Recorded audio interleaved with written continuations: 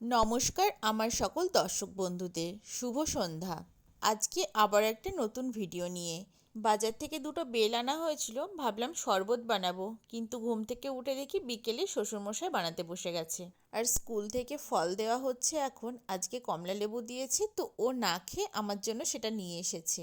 আমি ওটা মামনিকে দিয়ে দিলাম, তবে লেবুটা ভালো ছিল না, ফেলেই দিতে হলো।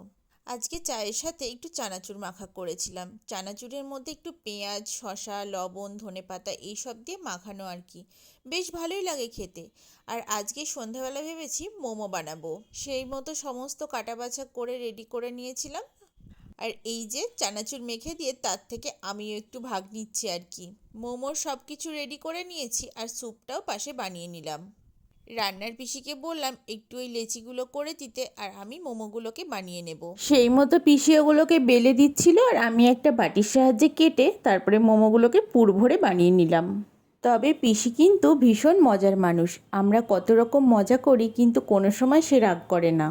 জানেন, মোমোগুলো বানানো একটু খাটনি হলেও বেশ মজা লাগছিল। অল্প একটু চিকেন দিয়ে কতগুলো মোমো হয়েছিল। বানাতে বসে আমি একটা কথাই গল্প করছি পিসির সাথে, যে আমরা একদিনে এরকম ক্লান্ত হয়ে পড়ছি, আর যারা বাজারে বিক্রি করে তাদের তো রোজ এগুলো কত কত বানাতে হয়। বাজারে মোমোর দামটা অনেকটাই বেশি, তবুও কতটা পরিশ্রম করতে হয় বলেন।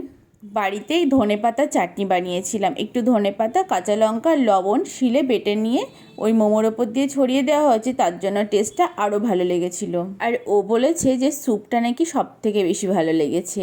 তবে আমি স্যুপ খাইনি, আমি শুধু মোমোটাই খেয়েছি। নিজে হাতে বানানোর পর আর খাওয়ার সময় কেন জানি না ভালো লাগে না। কেউ যদি বানিয়ে হাতে দেয় বা কিনে এনে খাওয়া হয়, সেটা যেন বেশি টেস্ট লাগে। তবে খারাপও লাগেনি, বেশ লেগেছে, বাড়িতে বানানো তো। শ্রেয়ান, খাবে বাবা? ওই ওই কড়াই আছে, ওটা একটু দিয়ে দিও তো। রাতে শোবার আগে শ্রিয়ানকে শুধু একটু দুধ খাইয়েই শুয়ে দিয়েছিলাম। এবার দেখুন সকালবেলা আমার কতটা তাড়াহুড়ো থাকে। আজকে যেহেতু শনিবার, তার জন্য ওকে একটু চাউমিন আর একটু স্যালাড কেটে দিয়ে দিয়েছিলাম। আর যাবার সময় বললো দুধ চিড়ে খেয়ে যাবে, তাই একটু কলা, দুধ চিড়ে, এতে ড্রাই ফ্রুটস দিলে আর একটু ভালো হয়। তবে ও সকালে অত কিছু খেতে চায় না, জাস্ট অল্প একটু দিই আর ওটা খেয়ে চলে যায়। যেহেতু শনিবার 1:30টায় ছুটি হয়, তাই 3টের মধ্যে বাড়ি চলে আসে মোটামুটি। মাঝে টিফিনটা দিয়ে দিই, ওটা খেয়ে নেয়। এদিকে একটু চা নিয়ে আমি আর বাবা খাচ্ছিলাম। আজকে সকালে না জলখাবারে সবারই চাউমিনই ছিল। সকালে পুরোটা করতে পারিনি, কারণ অতখানি করতে গেলে অনেকটা দেরি হয়ে যেত, তাই পরে আমি পুরোটা বানিয়েছি, ওকে অল্প করে করে দিয়ে দিয়েছিলাম। আমি চাউমিনে সবজিটা একটু বেশি বেশি দিই, কারণ আমার সবজি খেতে ভীষণ ভালো লাগে। আজকে যেহেতু শনিবার, তাই সকালে রান্নাবান্না ছিল না, আর আমি একটু ধীরে ধীরে কাজগুলো করছিলাম। আজকে যেহেতু শনিবার, তাই সবাই বলছিল পোস্ত হবে, কিন্তু আমি বললাম একটু পুঁই শাক আনতে, কারণ পুঁই শাকটা না গরমে বেশ ভালো লাগে। আজকে ওই পুঁই শাকটা হবে, আমডাল হবে, পটল ভাজা হবে, আর একটু সয়াবিন করেছি। এত কিছুর মধ্যেও শ্রীহান না দুষ্টুমিটা একটু কমই করছে। আজকে চাউমিনে না আমি হলুদ দিইনি। সেই ছোটোবেলায় টিফিনে মা করে দিত হলুদ না দেওয়া চাউমিন, আজকে মনে হচ্ছিল সেটা খাই, তো সেইভাবেই করলাম।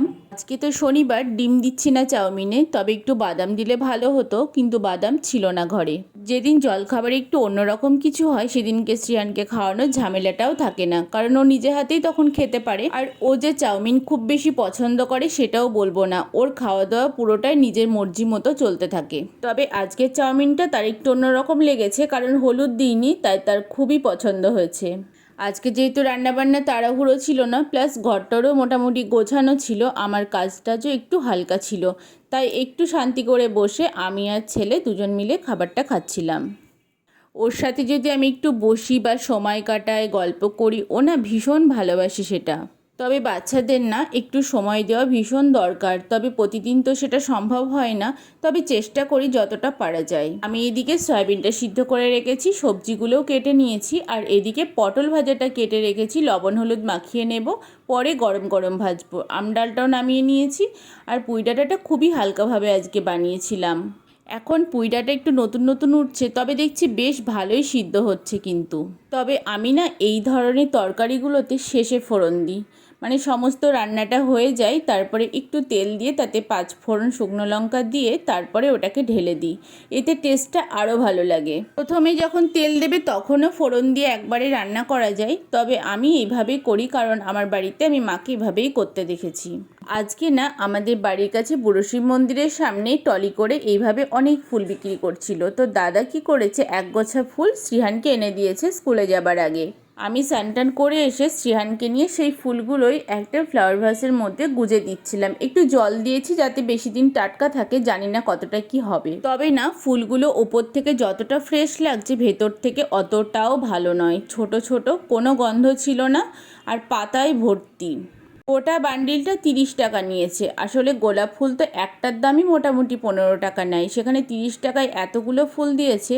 এই দেখে কিন্তু লোকে যে যেমন পারছে এক গাদা করে কিনে বাড়ি নিয়ে যাচ্ছে। তবে ফুলের ডাল আর পাতাতে ডাস্টবিন পুরো ভর্তি হয়ে গেছিল।